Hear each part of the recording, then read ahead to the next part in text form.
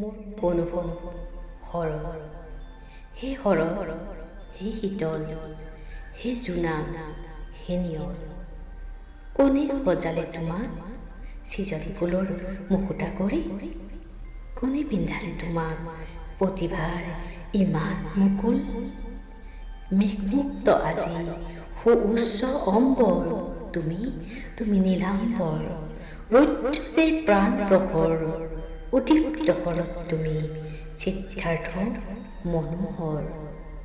কাৰ আমন্ত্ৰণত ফুলিছা তুমি হে শৰৎ? চেমনি বৰণৰ আৰে আৰে, হিম শীতল সন্ধিয়া চেঁচা চেঁচা লগন।